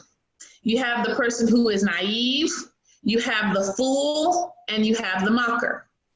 The naive person has no idea how they're presenting to you. They lack insight. They're green, as they say in the country. They just don't know. And when you tell them, you teach them, you say, you know what, this is not normal, go and get help. And usually that person will go and get help. The fool, they know something is going on, but they're going to want to do what they want to do anyway. They're really not getting, they really don't want to get help because it's going to make them look bad or it's not convenient for them at the time. And when you're dealing with the fool, you put up boundaries with them. Okay, are you saying FOOL? Fool, fool, fool, like you a fool. A fool. I was like, I got you, girl. I got you on that one. I know what you're saying. Go ahead. I'm sorry. I had to make sure I understood. A fool is of course, Carmen had to go to the ghetto to reach up so that I could understand. Fool. A fool. So I'm sorry. I am sorry. I should not be laughing at this. This is serious. This is serious. Go ahead. A fool. Carmen making me laugh. A fool, they're going to do what they want to do. They really, sometimes they'll listen, sometimes they won't listen. And so when it's a fool, you set up your boundaries. That's right. They will take you in circles and you'll end up being drained. So if they're willing to listen, great. If not, set boundaries with them. The third person is a mocker. They are well aware of what's going on. They're well aware of how they're treating you. It is no surprise, but their heart is already set toward doing evil. This comes out of Proverbs. A mocker, they don't care. They don't care about you or anybody else. They only care about themselves and what feels good in the moment. And so when you're dealing with the mocker, the Bible really says stay far away from them. You notice something's wrong, they don't care. They don't care to get help. It's all about them. They're the type of people that they're living happily in mental ill health, as Dominique. They're norm and they have no intention of changing. When you realize that, stay far away from them. The Bible says it's better to be around, encounter a she-bear who has lost her cubs than to deal with a mocker or someone whose heart is set toward doing evil. So figure out what you're dealing with. Are you dealing with someone who's naive? If you are, help them. If you're dealing with, or teach them how to get help. If you're dealing with the fool, set boundaries. And if you're dealing with the mocker, run. Wow. That's all I got to say. On that note, we're getting ready to wrap it up, girls. We're just right here at the hour. What wisdom, we need the psychiatrist to really give us that. We needed you on that part. And so many of them, there's no way that those of you that are watching that you can deny.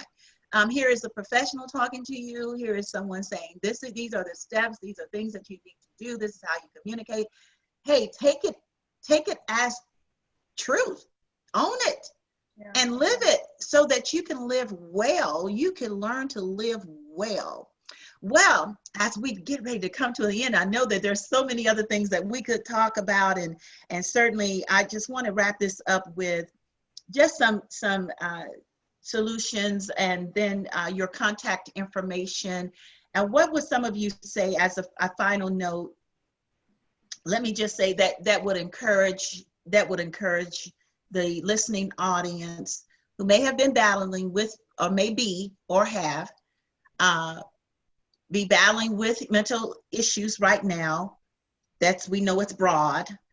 And even in the place of supporting a loved one and all of that, what type of encouragement, what kind of encouragement, what would you say as encouragement to our audience now as we come to a close? And then I'm going to also ask you, give your encouragement, and then also, should you desire to do so, give your contact information, and we'll ensure that everyone will receive it. I'll go ahead and start with you, Ms. Carmen. Well, I wanted to say, number one, when people show you who they are, believe them. When you feel a certain way, believe yourself. Believe yourself. And get the support that you need. There's a plethora of, we've already stated, but there's a plethora of information as well as how to get in contact with people. If you're in my state of Oklahoma, you can contact the Mental Health Association Oklahoma. That's MHAOK.org. Also, Kevin Bagby, who was on here, said that the Morton Comprehensive Health Center, they're offering help for folks who cannot afford therapy. They're offering it for free. And they're doing teletherapy as well, which is amazing. I didn't even know that. So thank you, Kevin, for giving us that information here in Tulsa, Oklahoma. And how you may get in contact with me, go to my website if you want to be a part of this campaign. Any of the proceeds, all 100% of the net sales of the proceeds is going to mental health organizations. You can contact me at CarmenWhiteJanak.com, and you can make your purchases of that merch there, and that the proceeds will go to mental health organizations. And I want to say thank you so much to my good dear friend, Dr. Yolanda Gamble, for having me on for these 4 weeks and for being here with these amazing and extraordinary women. Thank you so much, Carmen, for being with us. And certainly you have been a tremendous blessing. And yes, Dominique, how would you encourage, what would you say to encourage our audience? I would say to the person who is struggling with mental ill health, as the old adage says, trauma is not your fault, but healing remains your responsibility. That's the first thing. The second thing that I would say is, I think it's really important, even as she was talking about dating, to deal with your own codependency, the desire to, needing to be needed. And this is not for the person with mental ill health necessarily, but I'm talking specifically about the dating, when we were talking about the dating. Because she said, Dr. Gamble said something I thought was profound. She said, basically, just when you see something abnormal, step away. But I'm saying that you can't see something abnormal if you are at normal. Like, it takes you stepping outside of yourself. And so I really encourage people to redefine how you see overcoming, step into this place of healing. And finally, I would say, please understand that mental ill health is not equivalent to spiritual deficiency. So you are not less of a person because you struggle with mental ill health. And then lastly, please seek out community. It's critical for your mental health journey. In order to contact me, I'll give you my email address. It is DominiqueJHardy@gmail.com. That's DominiqueJHardy@gmail.com. And I also lead a blog for women and girls where our motto is speaking to the girl and the woman and the woman and the girl. And that can be found at thebeautyproject.online. Fantastic. Thank you so much, Dominique. Certainly appreciate you. And Charity, lastly, Charity. Okay. Last but not least. Well, it's definitely been a privilege being here again. Definitely feel very blessed and honored to be a part of this. You know, what comes to mind, just, as a word of encouragement, Romans 8:28. All things work together for the good to them who love God and who are called according to his purpose. Amen. It's going to work together no matter what you've been through, whatever the trauma is, whatever the broken relationships are. God has a way to work it together for you. And I firmly believe that for my life. To all the listeners, you just trust God. With God, nothing is lost, nothing is wasted. He can use everything. The best way to reach me certainly is to go to my website, Faith Solutions, 2, mentalhealth.org. There's quite a few resources on there for you. Of course, if you live in the state of Arizona, you're welcome to reach out and schedule an appointment with myself or one of the other clinicians that are part of my organization. We also offer groups. If you're not in the state of Arizona, you can call and we'll give you a consultation. And in that consultation, we'll go through we'll hear your story and go through some ideas that may help you move forward. But very importantly, we will refer you to someone in your state who is licensed as a professional therapist. The other two things you will find on my website is trainings for lay leaders who are not necessarily trained in professional mental health counseling, but we do have a 14-week online program that you can take, and we offer a certification through Faith Solutions to Mental Health in the area of mental health ministry. So I encourage all leaders, all pastors, lay persons, caregivers, certainly go to that website and sign up for our courses. We have some other general courses that I think are important for ministries as well. And then lastly, one of our initiatives, our initiatives right now is to partner with churches to help them build on-site counseling ministries. Oh, that's good. Important initiative that we are targeting.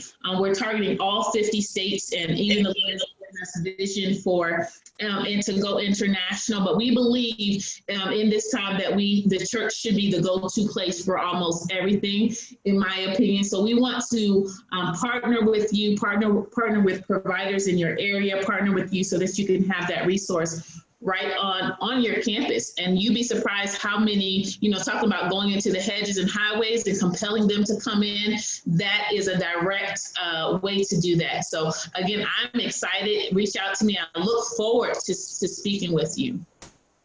Outstanding. I want to appreciate all of our listeners who have stayed with us these last 4 Sundays. These are 4 sessions that we did. Yeah. Thank you. Matter of fact, let's just give our audience a big hand clap, all of us. Thank you all. Thank you all for staying with us. Thank you for coming on, and thank you for listening in. Thank you for your comments. Thank you for your watch parties and those who have commented on the watch parties as well. Unfortunately, Dr. Gamble can't see it as a host, but I know you're out there, and I know Carmen has mentioned, and I think Dominique and several of you have said something that that I've shared or I've done a watch party. Thank you, thank you, thank you, thank you, thank you. And as I said, these broadcasts will be archived, and they will be on YouTube, and that's under Dr. Yolanda Gamble or Winner Circle with Dr. Yolanda Gamble. And you can go right there, Winner Circle with Dr. Yolanda Gamble on YouTube, and you can see these videos or revisit these videos. Thank you so very much to my panelists. You all have done an excellent, outstanding job. You're very professional. You're a blessing. You're amazing. You are powerful. And certainly our world is blessed because you are in it. Thank you for giving your gifts and your talents, your wisdoms, and your skill. You are amazing women, and I'm so happy to have been on this platform with you all, and thank you for joining me in the Winner Circle. I love you, and until we meet again, may God be with you. Thank you so much. Real good, I feel brand new. I'm seeing brighter days, I got a handle. Every day I'm winning, might just do a dance too. The vibe in me done arrived, so the dance smooth. The Winner Circle, focus so the vision fertile. All my people with me, sky's the limit, don't be jumping hurdles. Everything is whole now, nothing in a semicircle. Hit me on that phone line, welcome to the Winner Circle, please. Past time, yeah I'm winning. Nothing in my way, never slow